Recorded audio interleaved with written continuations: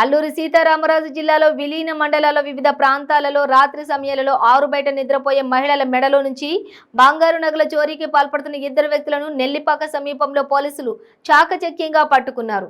వీరి వద్ద నుంచి 189 గ్రాముల బంగారపు వస్తువులు, ఒక ఐఫోన్, 3 మోటార్ సైకిళ్లను స్వాధీనం చేసుకుని నిందితులను రిమాండ్కు తరలించారు.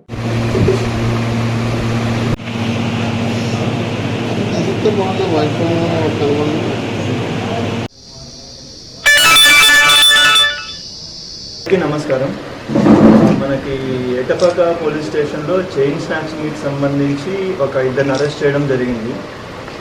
నాగేంద్రబాబు అని చెప్పి ఈయన సొంత ఊరు వచ్చి అశ్వారావుపేట మండలం, భద్రాద్రి కొత్తగూడెం డిస్ట్రిక్ట్, తెలంగాణ.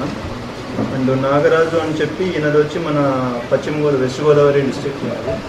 సో వీళ్ళిద్దరు ఏంటంటే ఆల్మోస్ట్ ఒక 8-9 ఇయర్స్ నుంచి 2015-16 నుంచి అఫెన్సెస్ చేస్తున్నారు. వీళ్ళు అఫెన్సెస్ చేసే ఏరియా వచ్చి మన చింతూరు, ఏటపాక, కూనవరం, విఆర్పురం, అశ్వారావుపేట, ఖమ్మం అండ్ జంగారెడ్డిగూడెం ఈ ఏరియాలో చేసేవాళ్ళు.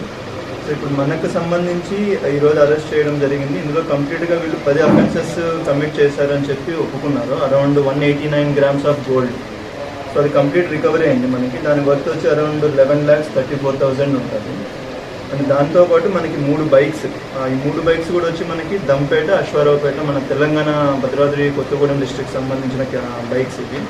దీంతోపాటు ఒక ఐఫోన్ కూడా రికవరీ చేయడం జరిగింది వీళ్ళకి. అండ్ వీళ్ళతో పాటు మనకి ఇంకొక పర్సన్ కూడా ఉన్నారు. అతన్ని కూడా మనం ఐడెంటిఫై చేసి అరెస్ట్ చేయడం జరుగుతుంది.